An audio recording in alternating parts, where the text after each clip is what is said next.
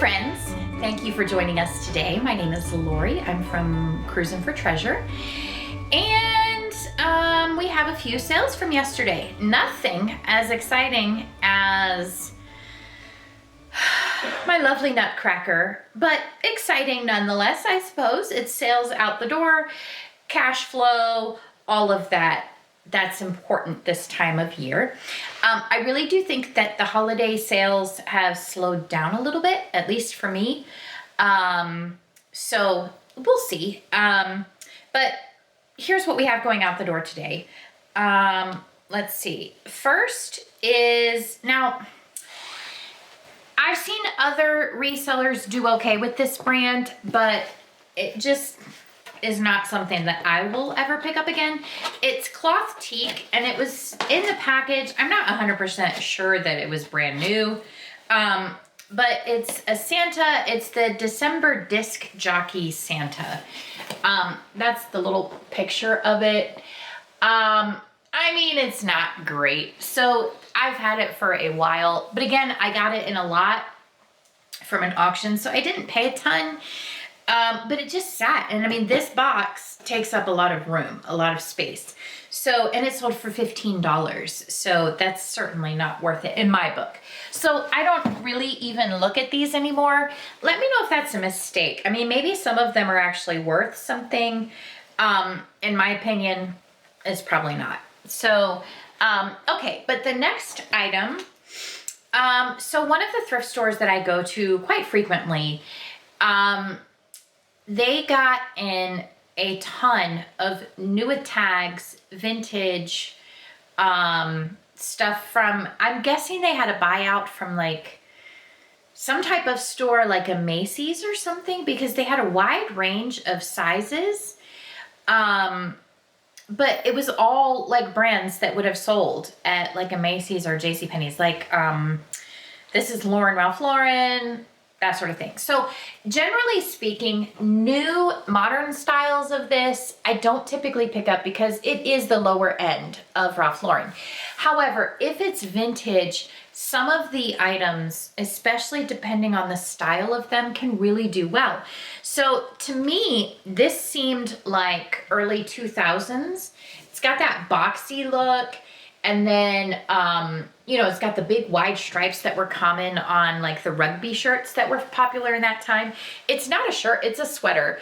The problem is, I didn't realize this until after I brought it home, is that there was some discoloration. So there's like some blue up here, and then on the back, there's like that faint mark. Now, if you wore like a jacket over it, no one would ever know. But I can't sell it without disclosing it. So I paid $10, assuming I could sell it for about $40. But, you know, with disclosing that, I ended up selling it. I accepted an offer from someone for $25. So I'm still essentially doubling my money after fees. But it was certainly less than I would have liked. But the buyer left a note in their offer that, you know, they understand about the discoloration and maybe it won't come out, and so that's why they had a lower offer. So I'm just happy for it to go out the door to a buyer who is well aware of what's happening and is still okay with it. And I'm still making some money, and it's out my door. So I did get several other pieces from there, and I know I processed them. I don't know if they've been photographed and listed. I'll have to check on that. Anyway, hopefully those will start selling. I got some other things that will go for much higher dollar amount, just because I went for like some jackets and stuff like that. So, okay, next is, this is a Hallmark baby book. Did your mom have a sweet baby book where she would write down all the little like milestones that you had? So I'm one of a very large family. I'm one of 11 children, and my mom, bless her heart, she had baby books, I think, for all of us. She had the best of intentions. They didn't all necessarily get filled out, but I do still have mine somewhere. And it was very fun to go back and like read. But I feel like once I started having babies, we had Facebook. So if we had, you know, a milestone, we just talked about it on Facebook. And we didn't write it in a cute little baby book. I did buy one for my firstborn, but I never updated it ever, literally ever. So, you know, sometimes you wish, because it is nice to have a physical thing, you know? Anyway, that's a whole thing.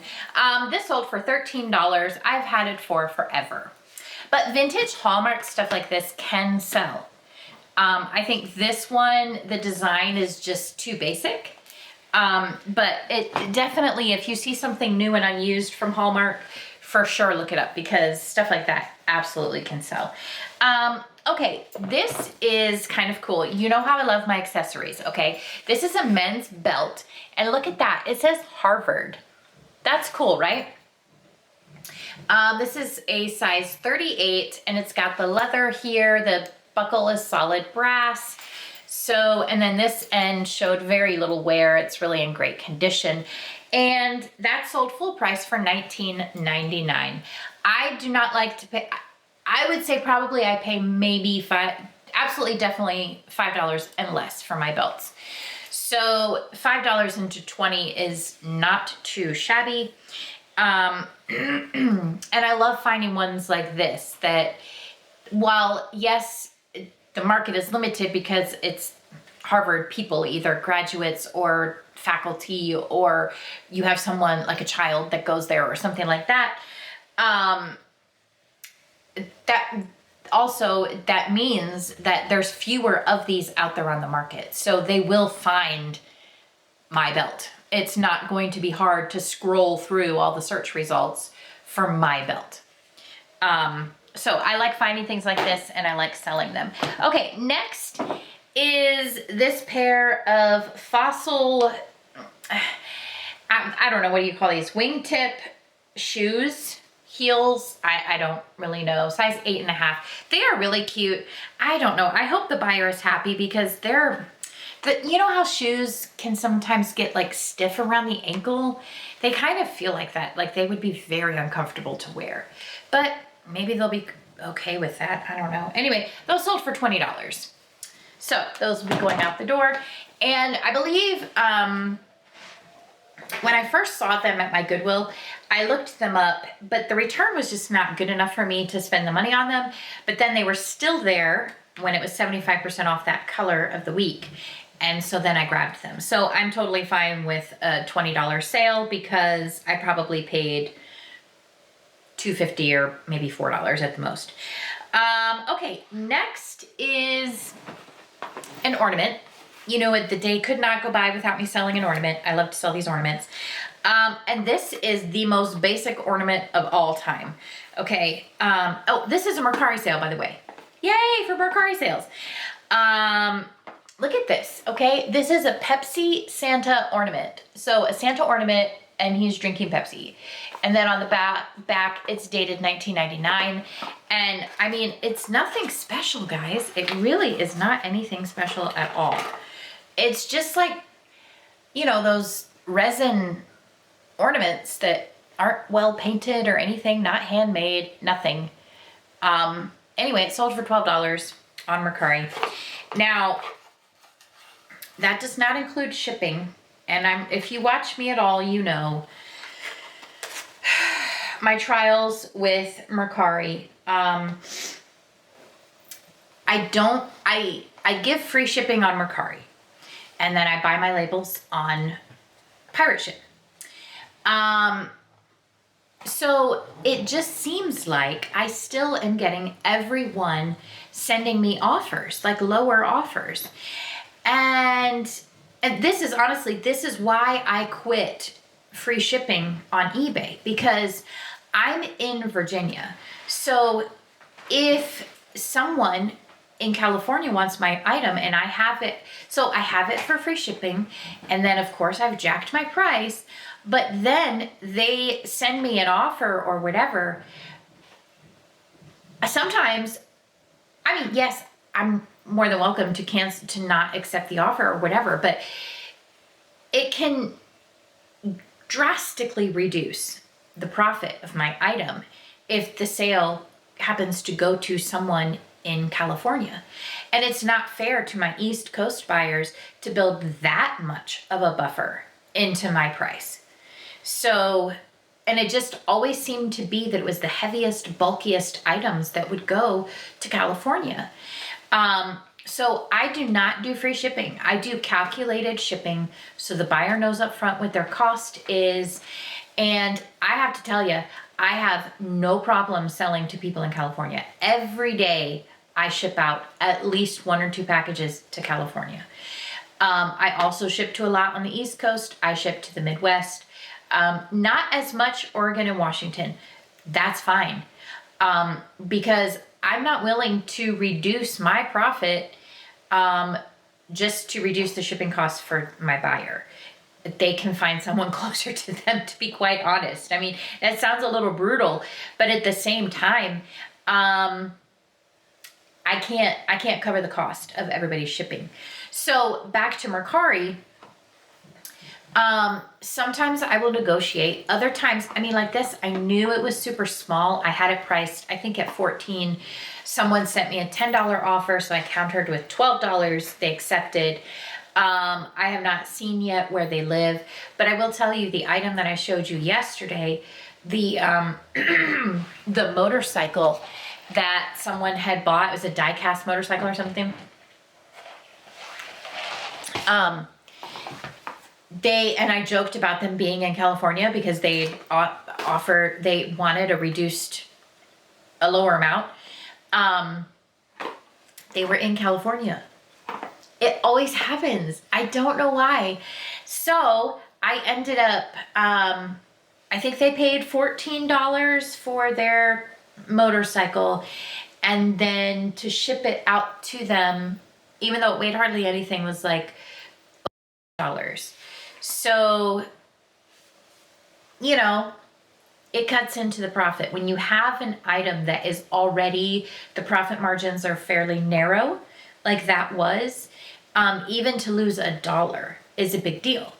So I don't know. It just, I don't know if it's just Christmas and people wanting a bargain, or if it's, I don't, just overall the economy, people want a bargain. And so they're just trying to negotiate and everything. I don't know.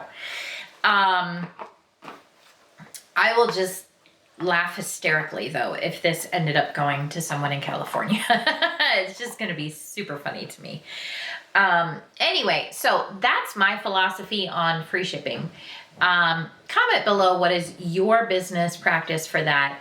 Do you agree, or do you do a flat rate shipping? I do calculated shipping on all my listings on eBay.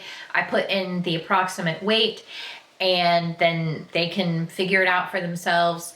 And I also, since they introduced Ground Advantage, honestly, that has helped tremendously reduce the costs for some people. A lot of times,